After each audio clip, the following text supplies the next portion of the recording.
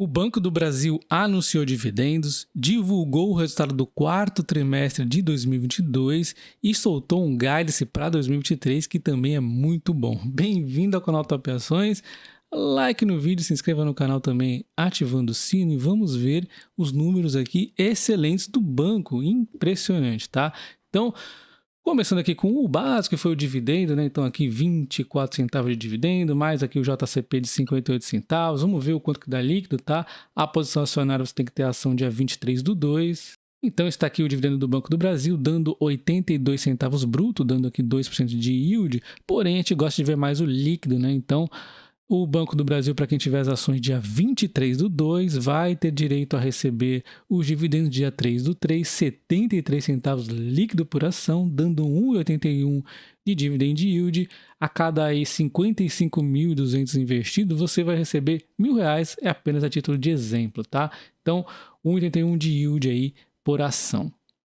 Então, o Banco do Brasil divulgou o resultado do quarto trimestre de 2022, foi um resultado acima do esperado, foi um ótimo resultado, aumentando o lucro líquido em relação ao trimestre do ano passado em 52,4% e em relação ao trimestre anterior em 8,1%, que era esperado até que ele fosse em linha com o terceiro trimestre, até um pouquinho abaixo, e foi acima, né? E a gente vê aqui 2022 ele fechando então com 51,3% acima do ano inteiro. Isso tudo com o Americanas, que teve aqui uma provisão de 50%, e diga-se de passagem, a provisão aqui, o impacto da Americanas foi um pouco maior do que a gente esperava. Mesmo assim, a Americanas aí ficou engolida pelo bom resultado do banco, que teve aqui crescimento em várias frentes, nós já vamos dar uma olhada, tá? Surpreendente que parece que tudo que o Banco do Brasil tá pondo na mão tá virando ouro, né? Então a gente vê aqui a margem financeira, ele vem numa recuperação aqui do grande vilão de todos os bancos, que é a tesouraria. Ele já começou a recuperar no meio de 2022, muito antes dos outros. Parece até o Banco ABC, que também teve esse desempenho, está voando aqui, um aumento de 140% em relação ao ano passado, mais 7,7% em relação ao trimestre anterior. Esse resultado da tesouraria, lembra quando a Selic está em alta, voando assim, subindo muito, é ruim para os bancos. Ela deu uma estabilizada e o banco já começou a acelerar muito o retorno aqui. Receita financeira com operação de crédito aumentando bastante também. Então o banco aqui ele consegue uma margem aumentando 44,9% em relação ao ano passado e 9,7% em relação ao trimestre anterior. Spreads muito interessantes, inclusive spreads aqui ajustados ao risco em 3,2%, ele manteve aqui mesmo com o cenário de inadimplência, né? Então, provisão, uma grande loja aí do varejo, que ninguém sabe quem é, teve aqui uma provisão que impactou em 788 milhões, isso aqui representou 50% da exposição ativa, e aqui que vem a surpresa. Para mim, o número era um pouco menor do que havia divulgado, aí era um pouco menor que isso a exposição, mas enfim, passou, batido aqui, tá? Então aumentou aqui a provisão, né? Como nós já vimos, 72% em relação ao ano passado, 44% em relação ao trimestre anterior, e nada assim de grande preocupação. A carteira ampliada segue crescendo, né? Então, se você vê a inadimplência se contendo ali, se resistindo, a carteira também cresceu, mas deu uma crescida um pouquinho mais tímida, vamos admitir, mas mesmo assim cresceu, né? Cresceu aqui no geral, onde a externa deu praticamente uma lateralizada, o agronegócio continua indo muito bem, passou dos 300 bi, vai 310 aqui quase, o pessoa física deu uma aumentada mais suave. A gente tem que ver como vai ser no novo governo, se vai tomar cuidado aqui, tem que tomar cuidado, tá? Aqui que foi a segurada do banco, achei muito interessante para segurar na inadimplência também. A gente vê a jurídica também aumentando aqui pouco, né? Olha só como deu uma desacelerada. Então, é importante continuar essa cautela nessas duas linhas aqui. Agro, pelo visto, o negócio não pega ruim nunca, né? Em termos da qualidade de crédito, houve um aumento de 2,80 para 3. Assim, foi em linha com o que eu esperava pelo que a gente viu nos outros bancos. Porém, vale destacar que ele tá indo muito bem, né? Ele já vinha performando muito bem e conseguiu resistir. Então, isso aqui é ótimo, né? 3 está ótimo, essa inadimplência, conseguindo segurar muito bem, tem que continuar desse jeito. E a cobertura deu uma leve reduzida aqui. E aí é sinal de alerta para não continuar diminuindo. Mas tá boa ainda, tá bem gordinha aqui, tá interessante. Vamos acompanhar como é que vai ficar essa inadimplência, que é um risco para qualquer banco. Não adianta também achar que o Banco do Brasil é imune. Se a situação piorar muito, pode pegar ele. Mas por enquanto tá muito bem aqui, né? E a gente vê a receita de prestação de serviço, só para não dizer que, puxa, tudo foi perfeito. Aqui, ó, teve uma regressão aqui em relação ao trimestre anterior, mas quando a gente olha em relação ao ano passado, que é o que importa, foi o aumento de 8%, então também não foi ruim, né? Poderia ser melhor a prestação de serviços, mas não foi ruim, foi ok aqui. Então também não dá para falar que foi ruim. A despesa administrativas deu uma aumentada aqui, né? Como a gente pode ver, aumentou em outros e também no pessoal, mas assim, foi em linha, acho que não tem um problema aqui não.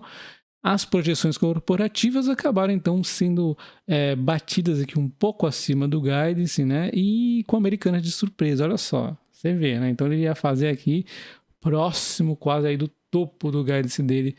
Ele ia fazer aqui o topo, né? Se não fosse Americanas, né? E dando uma olhada nas principais participações do banco, a gente já sabia que estava indo muito bem, né? Ele tem aqui diversas participações, algumas foram mais ou menos neutras, como o Banco Votorantim e tal, e outras aqui, o BB Investimentos, ele promete bastante, já deu uma aumentadinha, é promissor isso aqui, no BBD eles falaram muito nisso para 2023, tá?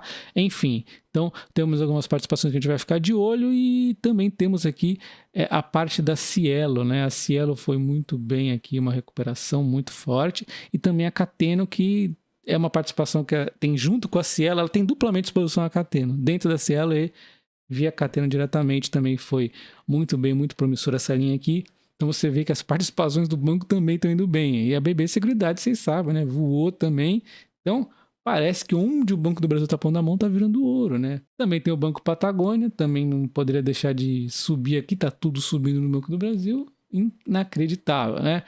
As transações aqui nos canais digitais seguem aumentando muito, então dá sim o foco nisso, os outros canais vai diminuindo, então não é um banco que está largado aqui na digitalização, tá atento a isso. E aí nós temos o fato relevante para 2023, um ótimo guidance aqui, né? Que prevê um aumento na carteira de crédito de 8 a 12, aumentando empresa, aumentando pessoa física, aumentando mais ainda, o agronegócio vai seguir voando, as margens boas. Olha só que impressionante, as provisões eles pretendem até fazer de repente menos do que em 2022, impressionante isso, aí a receita e tal, e nós temos aqui o lucro indo de 33 para 37, fantástico isso, né? A gente vai fazer os números aqui de dividendos, mas a princípio eu vou acreditar nesse guidance aqui e depois a gente vai tentar estudar como é que vai comportando aí o resultado do Brasil de modo geral, até mesmo do banco no primeiro trimestre, a gente vai ajustando esse dividendo aí previsto, que a gente sabe, a gente consegue prever os dividendos, né? E observando o valor intrínseco de Graham do Banco do Brasil antes desse resultado do quarto trimestre, estava em 95,50, com uma margem de mais de 140%, e agora com o resultado melhorando o lucro, nós vamos ter ainda um Graham ainda melhor, com uma margem ainda maior. E o PVP eu não vou nem estar atualizando aqui, mas mesmo assim eu vou mostrar para vocês o Graham daqui a pouco, atualizado pelo lucro por ação. Vocês vão ver que está bastante gordo, mas a gente tem que refletir o seguinte: será que esses lucros vão se manter assim? Porque o valor intrínseco de Graham é uma margem de segurança que vê a foto atual. Ele não quer saber o futuro do lucro e nem se vai cair, se vai subir o lucro. Ele vê o que tem hoje. E pelo que tem hoje, o banco está muito barato. Mas vale destacar que ele está no momento auge aí, né? Mas mesmo diante de um cenário desafiador no mundo e no Brasil, o Banco do Brasil está indo muito bem. Então a nossa aposta é que ele vai continuar indo bem perante esse momento de desafio dos bancos e que não vai ter intervenção política. Então, vai cada um aí de imaginar o seu desconto que você quer pagar pelo valor intrínseco de Graham, né? Sempre tem que ter um cuidado, vale usar outras formas aí, como o preço teto, às vezes os valores de corretoras também, nós já vamos dar uma olhada. Então, pelo preço teto dos últimos 5 anos, nós temos aqui, ó, R$40 de preço justo, de dividendos aí passados da empresa. Então, ela está praticamente no preço.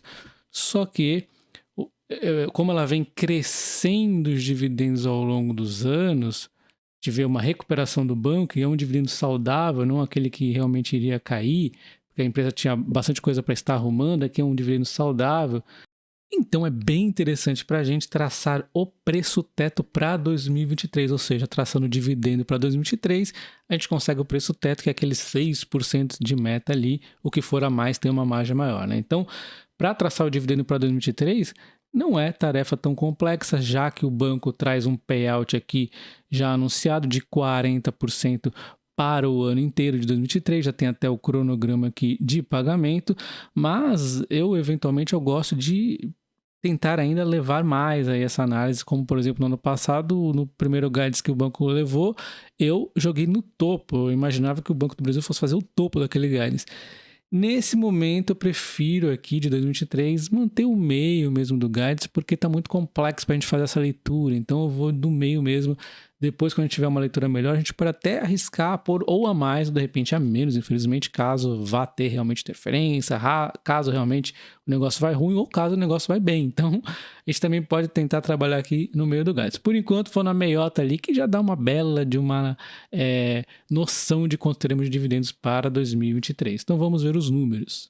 A XP havia previsto o lucro do Banco do Brasil em 8,2, a Bloomberg havia previsto em 8,1 e o guidance havia previsto ali para ela ficar no meio do guidance 8,7. Só que o Banco do Brasil foi lá e fez 9,0, fez 52,4% acima do ano passado, trimestre, né? E 10,4% acima do que, por exemplo, a XP, e basicamente o mercado estava aí prevendo, né? Então ele fecha aqui e acaba ficando com um PL que estava em 5,23, agora vai para 4,05, muito barato, um lucro por ação de 11,10, né? E a margem de Graham, que estava então em 141%, que nós vimos lá no Investidor 10, agora já vai para 184%, com o novo lucro por ação da empresa, inclusive o valor justo aqui vai para 115 por Graham, tá? E a Americanas, que teve essa exposição aqui com o Banco do Brasil, foi até um pouquinho maior do que o esperado aqui anteriormente, ele provisionou 50% e sem essa provisão teria então ido lucro de 9,8, um lucro monstruoso, e teria fechado o ano em 32,6, né? Que coisa fantástica. E agora falando de dividendos e de preço teto, no Investidor 10 nos últimos 5 anos nós teríamos então aquele 141% de margem, quase 40% aqui de preço teto, mas no novo lucro por ação que a empresa pretende fazer em 2023, nós teríamos 12,21 no meio do guidance, que levaria a 12% de yield, né? E um preço teto de 81,43, dando uma 200% de margem. Então, e é esse dividendo que eu vou utilizar na minha planilha aqui de dividendos que eu tenho com diversas ações, tá? Para quem é membro do canal, eu vou pôr esse dividendo lá e depois a gente pode fazer os ajustes finos conforme o desenrolar das coisas, tá? No mínimo aqui nós teríamos 11,3 de yield, que ainda assim é muito interessante, e no máximo aqui do guidance seria 12,7 de dividend yield. Em termos de cotação, no último ano, o Banco do Brasil sobe 36%, o que acaba sendo pouco dado o seu ótimo resultado, mas lembre-se, é uma estatal, né? Então, ele subiu pra caramba aqui e estava indo muito bem até que a política assustou demais, né? Afinal, aquele discurso do Banco do Brasil não poder dar lucro como banco privado e o medo aqui do crédito barato, inadimplência e tudo mais acontecendo no futuro, não seria 2023, não seria talvez nem 2024, mas algo que ia acontecer gradativamente. O mercado já bate antes, depois ele entende que bateu demais, né? Tivemos aqui uma recuperaçãozinha.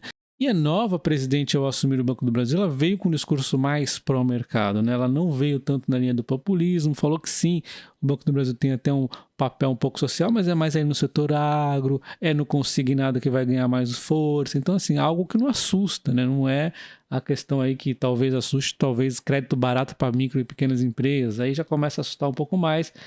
Não foi esse o discurso, então mudou um pouco o discurso, né? E o Banco do Brasil simplesmente retoma boa parte da alta e agora ele está no ano aí em 36% de alta, ainda segue barato porque é um banco que está com bons resultados, fortalecido pelo setor agro, que está com baixa inadimplência, e o Brasil é muito forte no agro. Comentem o que você achou do resultado do Banco do Brasil e deixa o like no vídeo e se inscreva no canal também, ativando o sino, tá? Um abraço e até o próximo. Valeu!